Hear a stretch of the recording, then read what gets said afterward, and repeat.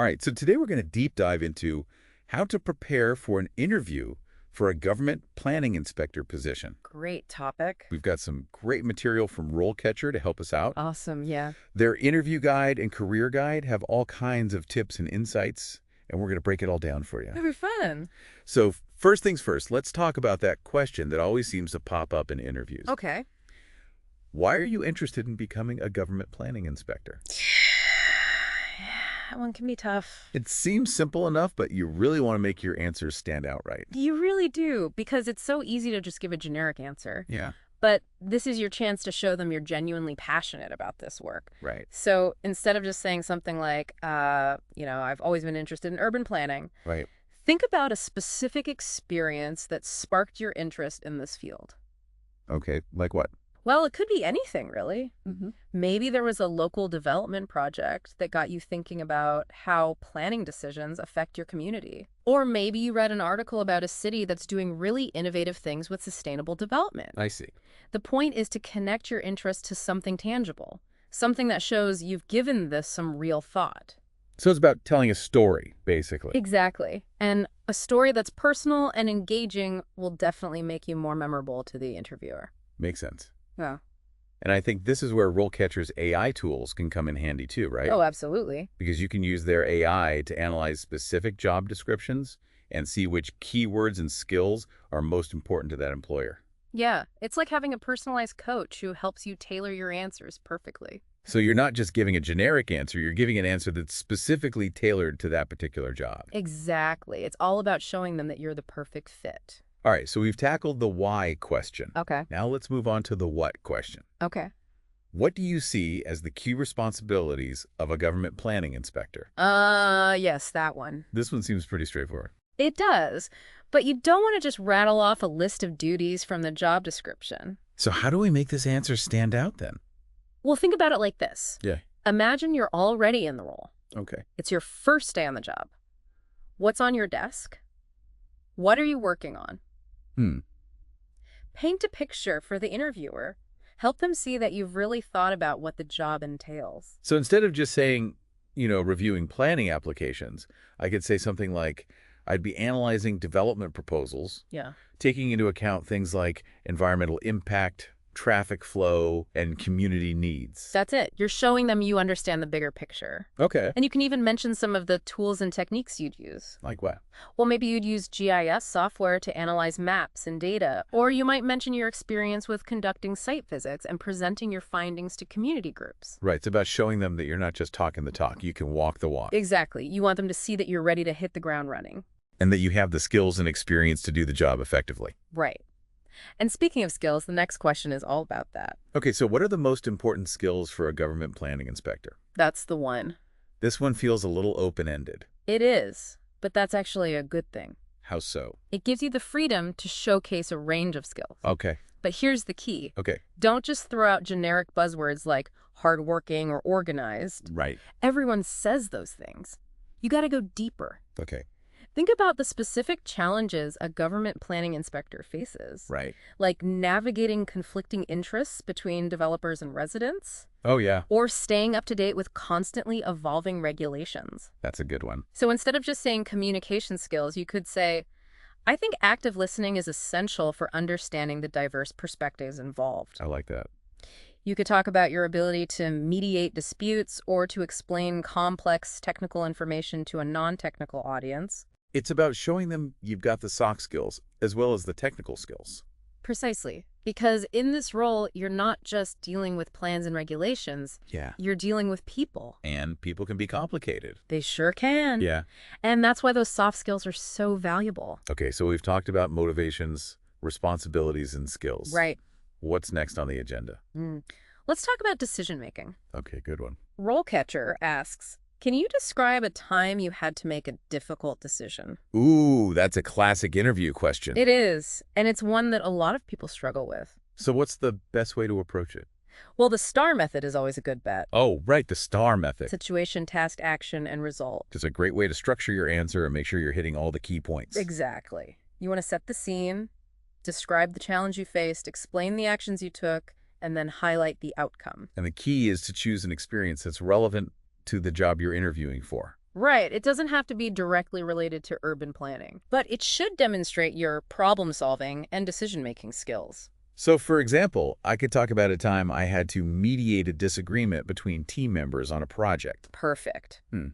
That shows you can handle conflict resolution, which is a crucial skill for a government planning inspector. Right, because you're going to be dealing with a lot of different stakeholders with different opinions and interests. Exactly. And you need to be able to find common ground and make decisions that are in the best interest of the community. And that's not always easy. Not at all. Yeah. But that's what makes this job so challenging and rewarding. And that's what they're looking for in a candidate, someone who can handle those tough decisions. Absolutely. So remember, when you're answering this question, be specific, be concise, and be honest. And don't forget to highlight the outcome. Yeah. What happened as a result of your decision? Did you achieve your goals? Did you learn valuable lessons? They want to see how you handle challenges and what you take away from those experiences. Exactly. So far, we've covered a lot of ground, and I'm feeling much more confident about tackling these interview questions. That's great to hear. But what about the bigger picture? You mean the career itself? Yeah. What are the challenges and opportunities facing government planning inspectors today? Ah, that's a great question. And one we'll definitely dive into next time. Awesome. So stay tuned, folks. We'll be right back after a short break. Okay, so let's pick up where we left off and talk about some of the challenges facing government planning inspectors today. This feels like a question where they really want to see that I'm aware of the big picture trends. Definitely. You need to show them you're not just thinking about the day-to-day tasks, Right. but that you understand the broader context of the work. So things like sustainability, Yeah. affordable housing, community engagement. All of that. Yeah, those are all hot topics in planning right now. So if I were to say something like one of the biggest challenges is balancing the need for development with protecting our environment, finding ways to incorporate green building practices and sustainable infrastructure. Yeah, that's a solid start. Okay, good. You're hitting on a key issue and showing them you're thinking about the future. Right. You could even take it a step further by mentioning specific initiatives or policies that you find promising. Oh, okay. So like maybe some examples of cities that are doing a good job with sustainable development. Exactly. It shows you've really been paying attention. And that I'm not just throwing out buzzwords. You want to demonstrate that you're informed and engaged. Got it. Mm. And speaking of staying up to date, Yeah? RoleCatcher also asks, how do you stay current with changes in planning policy and guidelines? Ah, yes, the lifelong learning question. Because things are always changing, right? Constantly. So you need to show them that you're committed to staying on top of the latest developments. So it's not enough to just say, I read industry publications. Probably not. They want to see that you're actively seeking out new knowledge. Okay, so what else could I mention? Well, are you a member of any professional organizations? Oh, yeah, like the American Planning Association. Perfect, mention that. And do you attend any conferences or webinars? I do, yeah. I try to go to at least one conference a year. Great, highlight that too. It shows you're investing in your professional development. Okay, so it's about showing them that I'm not just sitting at my desk waiting for information to come to me. Exactly, you're being proactive. Got it. And I guess I could also mention online resources, Oh yeah, for sure. like blogs, podcasts, social media. Absolutely. There's so much valuable information available online these days. It's overwhelming sometimes. It can be, but it's also a great opportunity to connect with other professionals and learn from their experiences. Right. And RoleCatcher actually has some AI tools that can help with this too, don't they? They do. Yeah. Their AI can recommend relevant resources and professional development opportunities based on your career goals. It's like having a personalized career advisor. Pretty cool.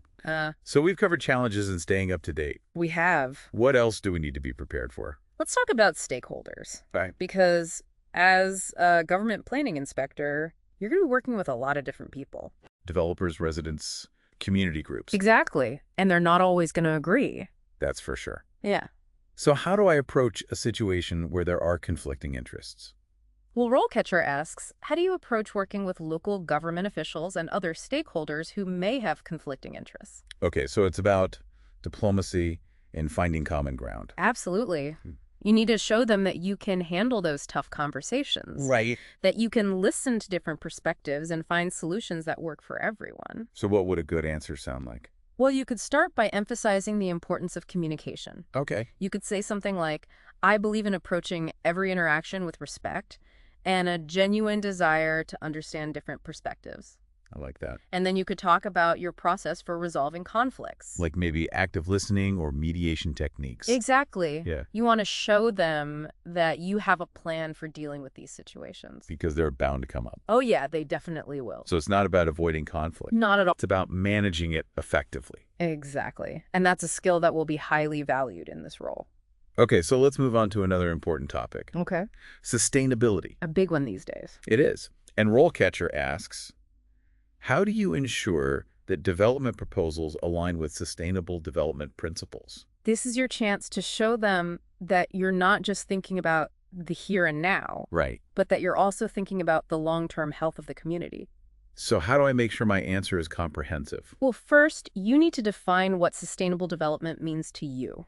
Okay, so it's not just about the environment. Right. It's about finding a balance between environmental protection, social equity, and economic viability. Those three pillars. Exactly. Sure. You need to show them that you understand the interconnectedness of these issues. Okay, and then I could talk about specific examples from my experience. Yes, definitely. Like projects where I've incorporated green building practices or promoted alternative modes of transportation. Perfect. You want to show them that you've actually put these principles into practice. And that I'm not just talking about them in theory. Right. You want to demonstrate that you're a doer, not just a talker. And I guess I could also mention any relevant certifications or training I have, Oh, yeah, absolutely. like LED accreditation or something like that. That would definitely impress them. Okay, so sustainability is covered. Mm-hmm. What's next? Let's talk about the tension between economic development and environmental protection. Ooh, that's a tricky one. It is, and RoleCatcher asks, how do you balance the need for economic development with the need to protect the environment? It's like they're asking me to choose between two good things. Well, and sometimes it can feel that way, Right. but the key is to acknowledge the complexity of the issue Okay. and to show them that you can weigh competing priorities. So I shouldn't pretend that there's always an easy answer, No, definitely not. because there often isn't. Right, there are going to be trade-offs. And you need to Alright. be able to explain how you would approach those trade-offs. So I could say something like, I recognize that economic development and environmental protection can sometimes seem like conflicting goals. But I believe that with careful planning and collaboration, we can find solutions that benefit both. Exactly. That's a great way to frame it. And then I could give a specific example. Yes, a real-world scenario where you had to balance these two priorities. And I could talk about the challenges I faced, the decisions I made, and the outcome. Perfect. That's exactly what they're looking for. To see that I can handle those tough situations. Exactly. And that you can think critically and make informed decisions. Wow, this is really helpful. Glad to hear it. I'm feeling much more prepared now. Good, because that's the goal. But before we wrap up, I'm curious about something. Okay, what is it? What happens after you land the job? You mean the career path? Yeah.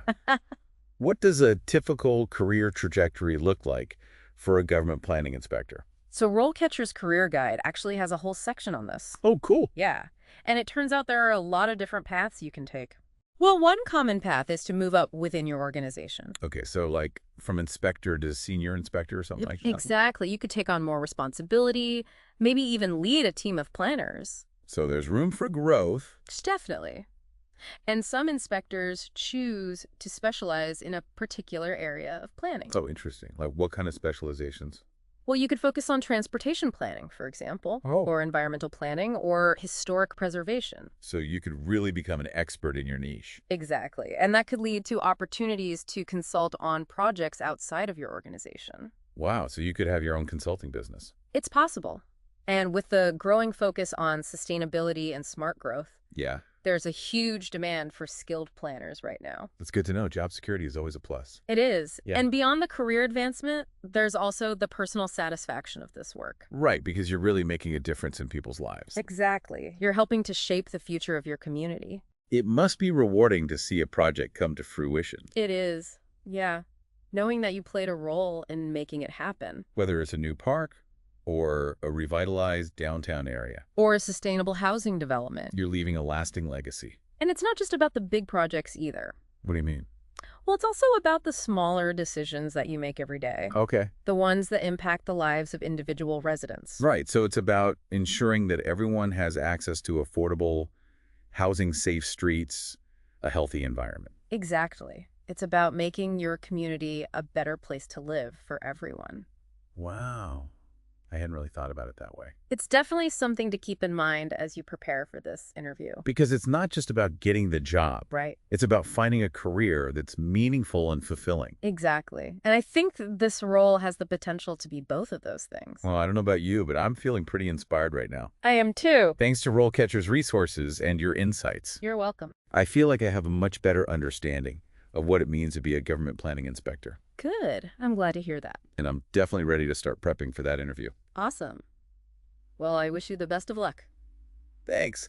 And to all our listeners out there. Yes. Thanks for joining us on this deep dive into the world of government planning. It's been a pleasure. We hope you found it informative and inspiring. And we'll see you next time on The Deep Dive.